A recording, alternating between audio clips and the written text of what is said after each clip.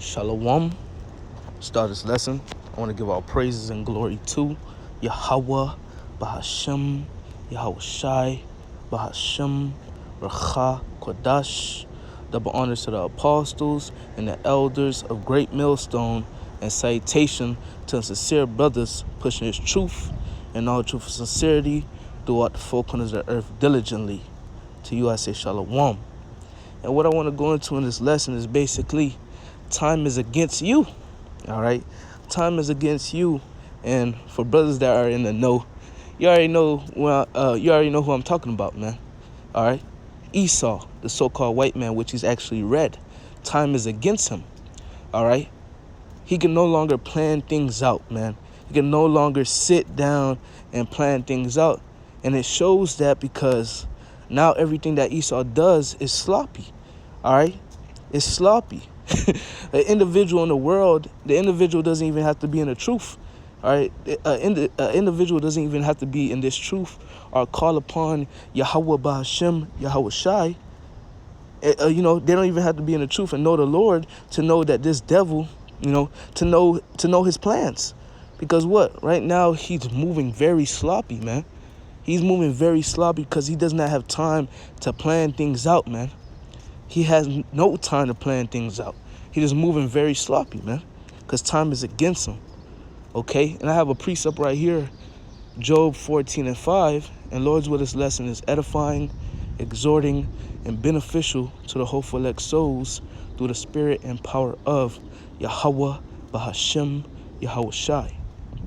It's Job 14:5. Seeing his days are determined, the number of his months are with thee. Thou hast appointed his bonds that he cannot pass. Right, man. Hey, at the end of the day, Esau has bonds that he cannot pass. And I believe you go into that word bonds. Let's go into it for edification's sake.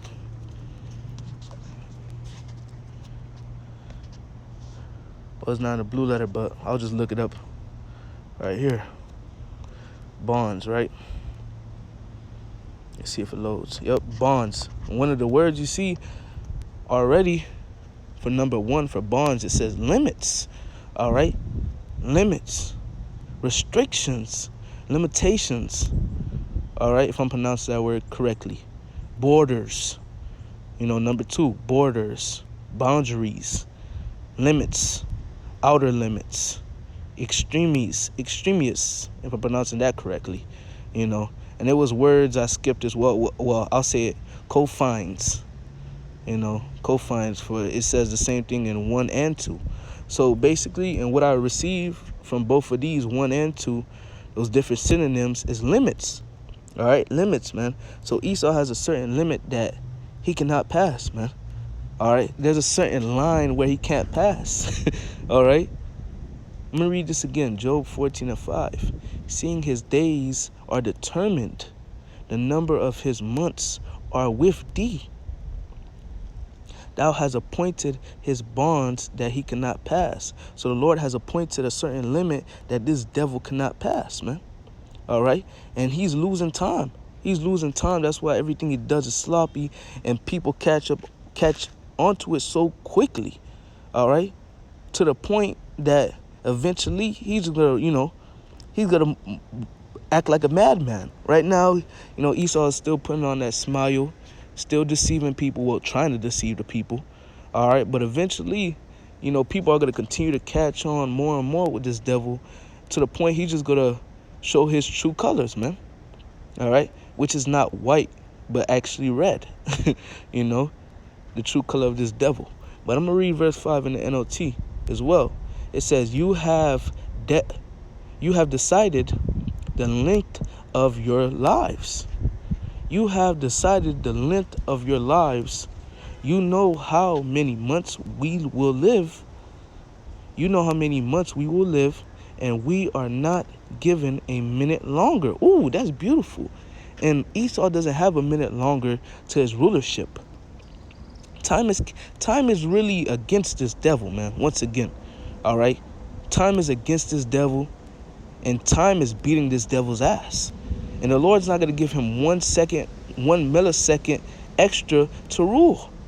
All right? This kingdom is falling very rapidly, man. All right? It's falling very rapidly, this kingdom. And it's going to continue. All right? Because the times are being sped up, for the elect. And how are the times being sped up?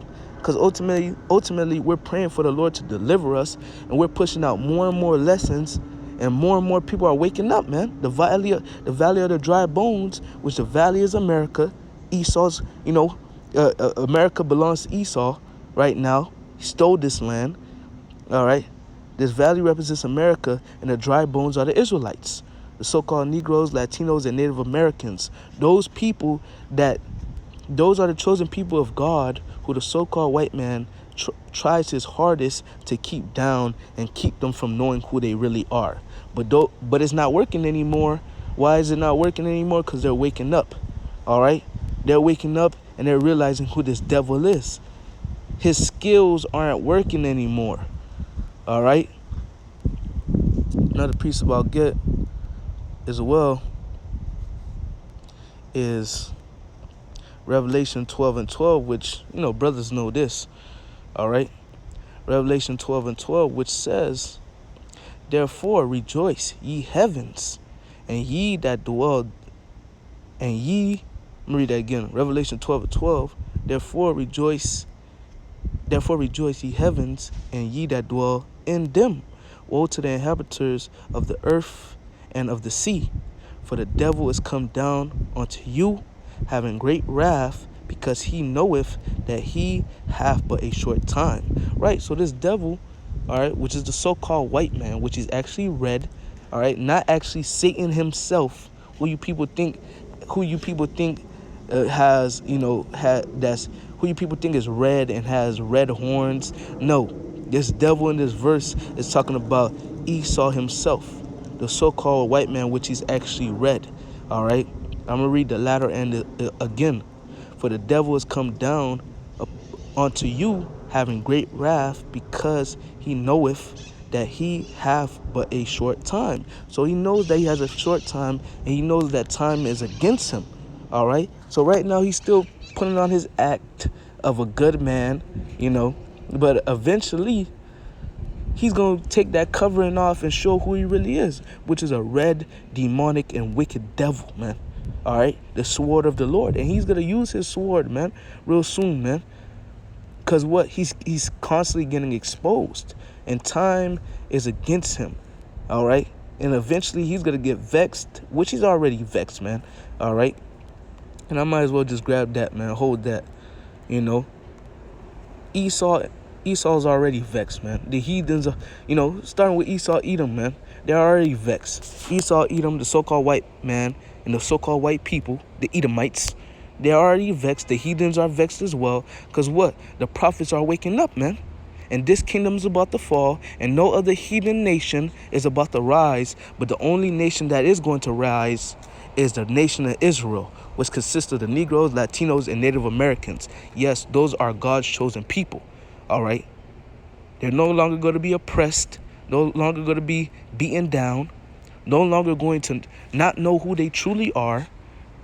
They're going to know who they truly are, and they're going to, be righteous, man, which we're starting to know who we are now, man. Okay? But I got this is Psalms 2:1. "Why do the heathen rage and the people imagine a vain thing?"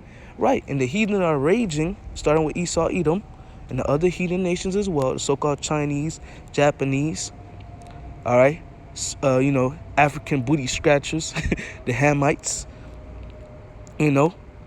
those different nations, they're raging right now. All right, why are they raging?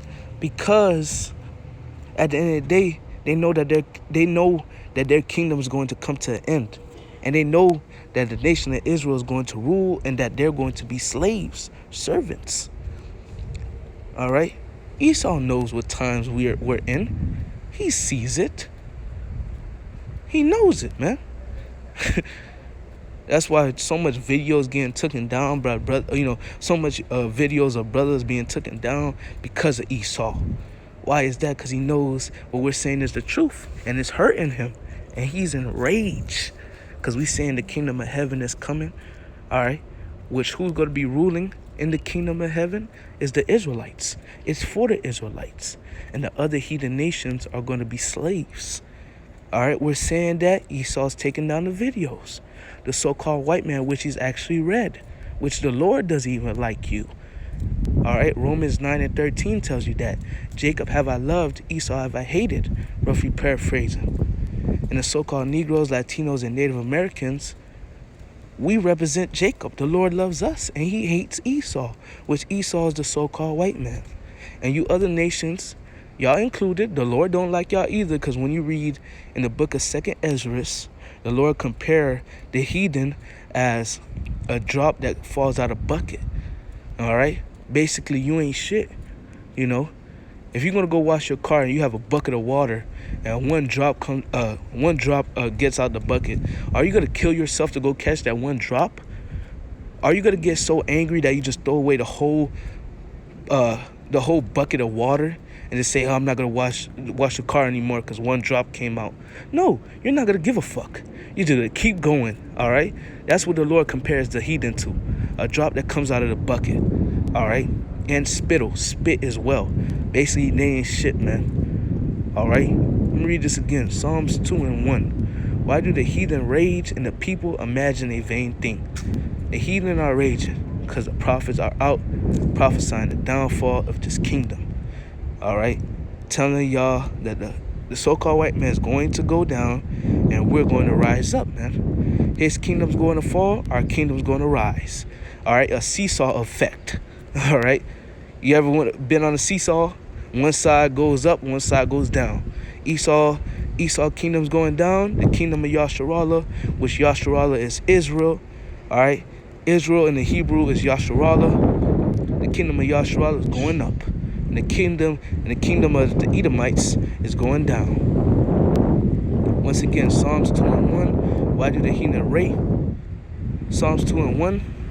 Once again. Why do the heathen rage and the people imagine a vain thing? And what's the vain thing that these people are imagining? All right, starting with Esau, Edom. Oh, my kingdom's going to continue. My kingdom won't fall. And he knows that we're at the end. All right. And their mindset is, oh, we're going to get in our bunkers. When the missiles come out, when the missiles get dropped down, we'll be in our bunkers. And then when all hell stops, we'll just get out of our bunkers and start over. Those are vain things that they're imagining. And you read it in the NLT, it says something powerful as well. Psalms 2:1 in the NLT. Why are the nations so angry? Why do they waste their time with fatal plans? And you go into that word fatal. Oh, man, forgive me. Bear with me a second. Look up that word fatal, and I'll close out after this. It says fruitless.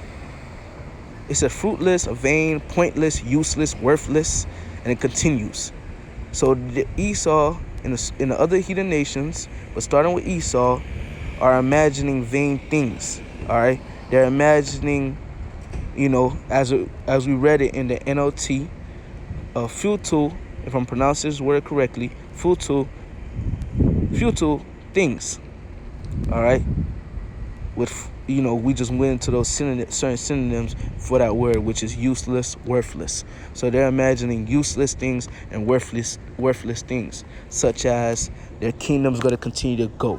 All right, go on. All right. The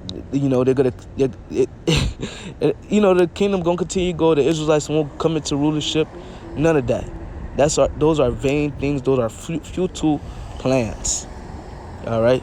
I don't want to just grab in the NLT as well, if it is in the blue letter. No, it's not there. But that's the point of this lesson. Lord's will, this lesson was edifying, exhorting, and beneficial to the hopeful elect souls through the spirit and power of Yahweh Bahashem, Yahweh Shai, Bahashem, Racha Kodash. I want to end off by giving all praises and glory to Yahweh Bahashem, Yahweh Shai, Bahashem, Racha Kodash. Double honors to the apostles and the elders of Great Millstone, and salutation to sincere brothers pushing his truth and all truth and sincerity throughout the four corners of the earth diligently. To you I say Shalom.